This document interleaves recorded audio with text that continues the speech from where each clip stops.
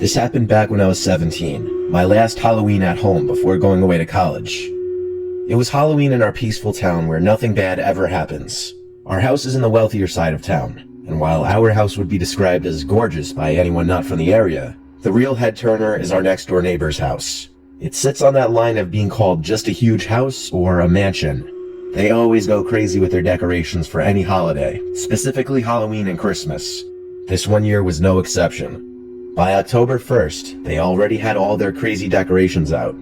Some houses go the cute and innocently spooky route, like with smiling ghosts and blow-up decorations. But our neighbors go the actual scary route, with the fake graves, fake bloody body bags, actually scary-looking fake corpses, etc. It actually draws a lot of attention. People know to drive by and take videos, so it's never uncommon to see cars just sitting in front of their house in the middle of the street from time to time. I'll rename my neighbors' names to Mike and Donna just to not blow up their spots even more. Fast forward to Halloween Day. It was luckily a Friday this year, so that meant parties and all that could be held on actual Halloween. My dog Bear sleeps downstairs in the corner of our dining room, and he woke me up really early morning, like 4 a.m. when it was still pitch black outside. He was barking at something outside. I yelled across the house to shut up, Bear, and my mom came out into the hall and did the same. Bear stopped barking after this, but I had no idea what he was barking at. I fell back asleep quickly after that, then woke up to my alarm like 2 hours later. So I started getting ready for school as my dad was leaving for work, and as he stepped out onto the front deck, he came back in and got mad at me and said, "Damn it, Zach, clean up the dog shit." He thought I let our dog crap in the front of the house for some reason. I told him I definitely didn't though. He was in a hurry, so he left without more arguing. Next up, it was my turn to leave for school, and as I left the house, I got a whiff of something kind of unpleasant. I now knew what my dad was talking about. I didn't see any dog crap anywhere though. Later when I got home around 2, I still smelled that smell. I had no idea what it was, but it was really starting to stink. My parents were both at work, and my parents wanted me to hand out candy when trick-or-treaters started coming. It wasn't until around 4 to 5 that they started coming.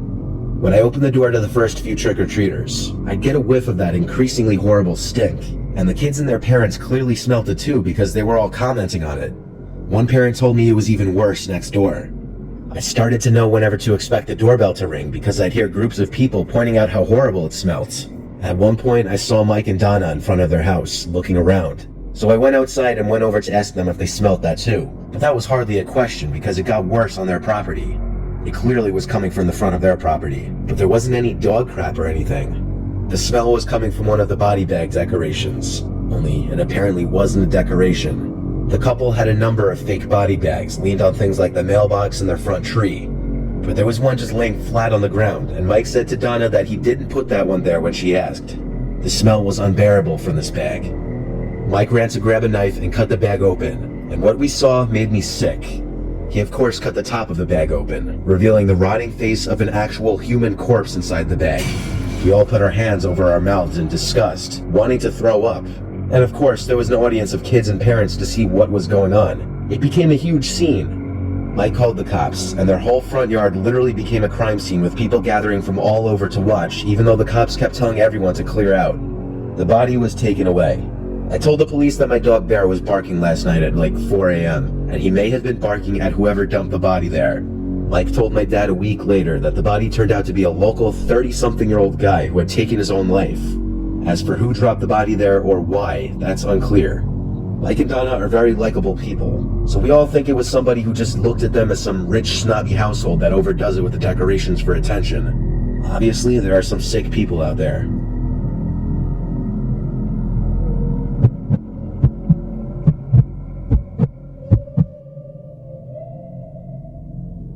I'm a single 24-year-old female living alone in my grandma's house. The house was basically left to me after she passed away because my mom didn't want to sell it, and she also doesn't want to move out of her house. So I get to stay in my grandma's house alone. This was last year, Halloween. My first one living in the house alone. I considered just leaving a bowl of candies on the stoop, but I figured that was not the best way to associate a friendly face to the house that I was new to living in. The day went pretty normally. Halloween was on a Sunday, so the trick-or-treaters started coming early on in the day, and it continued all day. Some people asked if my grandma was home, sadly unaware that she had passed away. I explained to those people that I'm her granddaughter, and that I live here now. My grandma was a very loved lady, so it was no shock to me how many people asked about her that day. Mostly everyone who knocked on the door was very friendly and normal. Later on that night, past 9 o'clock, when the trick-or-treaters had dwindled down almost completely, I heard a voice outside the front door say trick or treat. No knocking or ringing the doorbell. I was in the kitchen, so I definitely would have heard any knocking, but it did seem possible that he thought he pressed the doorbell but didn't. When I went out to greet him, I saw it was this average height guy in a purple suit and creepy plastic mask. I don't really know what the costume was supposed to be, but it was interesting, I guess. When I opened the door, he said trick or treat again, but the strange thing was I could tell the guy was a bit older, like a full-grown adult, and he was changing his voice to be a little higher pitched, like he was trying to sound younger. It was strange. I assumed he may have had some issues, so whatever. I asked him what his costume was supposed to be, but he didn't answer. We just made eye contact through his mask. I took 2 pieces of candy and dropped it in his pillow sack he was holding, which looked completely empty. That was the part that weirded me out the most. He looked into the sack, then back at me. I said have a good night and closed the door. That was weird. He was the last trick-or-treater of the night. I wondered if he was accompanied by anybody watching over him, because I assumed he was special needs or something. He was clearly a 30-something-year-old man behind that mask. The rest of the candies I just left on the dining room table. Halloween was over. Or so I thought. The next night, around the same time as the previous night, I heard a loud trick-or-treat at the front door. That same creepy fake high-pitched voice. I had to have imagined it, I thought. But when I went to check through the peephole in the door, it was him again, in the same costume. And by the looks of it, he had an equally empty pillow sack as the night before. I didn't open the door, no shot in hell. A few minutes later, I heard him shout trick or treat again. I ignored it. In fact, I shut off the living room lights to basically say, hey, get off my stoop, I'm not answering the door. I went upstairs to my room and shut the door and started watching TV in there instead. Out of sight, out of mind. Until I heard a pop at my window. Something was thrown at it, like a rock. I muted the volume on the TV, and a few seconds later, I heard the familiar trick or treat. I suddenly was in panic mode. Why was he doing this? I went to the window, lifted it up, and looked down. That man in the purple suit and mask was looking up at me. I threatened him with calling the police. In response, he very slowly lifted his empty-looking pillow sack up and held it open. It seemed he was some asshole trying to scare me, but Halloween was over, and I wasn't amused. I called 911, and police showed up in under 10 minutes. The guy was still outside. He refused to talk to them, so they put him in handcuffs and took his mask off, and as I figured, he was some creepy-looking 30-something-year-old guy.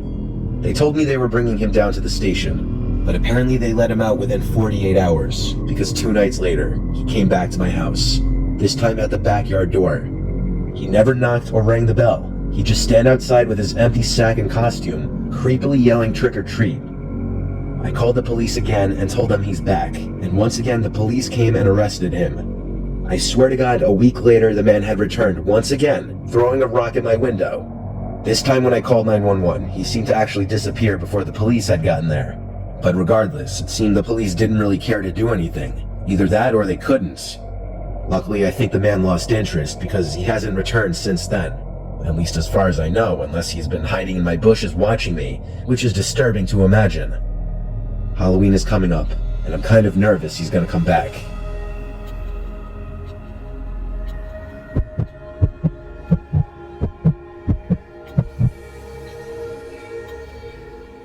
I was 10 years old in 5th grade. I was planning on going trick-or-treating with my friend Jordan. We already knew the route we were gonna take. It was the first year that we were being allowed to trick-or-treat alone. My mom gave us big bags for candy. It was a weekend night, so we could luckily stay out later. We did some day trick-or-treating, and after about 2 hours, we went back to my house and took a break. My parents ordered Chinese food for dinner. Jordan stayed for dinner. Then around like 7 or 8, we went back out for some night trick-or-treating. My parents wanted us to stay close. We obviously said yes to that, but we kind of strayed off a different, further away route that we knew less kids would go down. Everything was going as normal. Less houses would open their doors after dark, we noticed though. But there were still some kids out trick-or-treating since it was the weekend. One house we got to, we rang the bell, and within like 10 seconds, as if he were waiting by the door, a man opened up. Looking back, he was a bald man, looked like he was 45, and had a small gap between his 2 front teeth that we noticed when he smiled as he opened the door. He was overly friendly from the start, complimenting our costumes, trying to ask us where we're from, and just being overly conversational. We just wanted candy. He eventually said he has the candy inside if we want to come in for a second, followed with he wanted to show us this cool Halloween decoration he had inside. He described it as some talking skeleton trapped in a cage begging to be let out. Jordan and I weren't comfortable going inside this man's house though, obviously. When we said that in not so many words, he said he understood, and asked if we wanted to come in real quick just to pick out the candies that we wanted. We said it's fine, he could just give us whatever. He tried to insist one more time, and we said no. And he said no worries, then went inside to grab us some random candies. They were these chewy candies wrapped in see-through wrappers. We thanked him and left. As we walked away from his front door, we noticed he didn't close the door. He just watched us as we left. We walked away from his house down the sidewalk, and after another glance back, we now noticed he was walking in front of his house slowly with his hands on his hips. We considered running away, but there were other people down the block, so nothing would happen most likely. We just skipped the next house and went to the house 2 doors down. A woman answered, and we told her about the creepy man 2 doors down. She said she didn't know him at all, but that we should tell our parents when we get home. We ran into these 2 kids going in the direction of the creepy man's house, and we stopped them and warned them not to go there, and their reactions said it all. They already went to his house too, and had the same exact thing happen to them. They looked to be our age as well. We asked what candy he gave them, and it turned out to be the same candies. They already threw theirs away, so we dug into our bags, found them, and threw them away as well. If anybody would be sus enough to lace candies, it would be a guy like that. We wondered what exactly that man was trying to do if we were to have actually entered his house. Like, was he actually just innocently trying to show us something, or did he have other intentions? Our question was answered the next day, because that man ended up on the news for attempting to lure kids into his house, claiming he had a new puppy. It seemed his story changed for different kids, possibly based on their ages. Thank God it sounded like everyone was smart enough to not enter the man's house.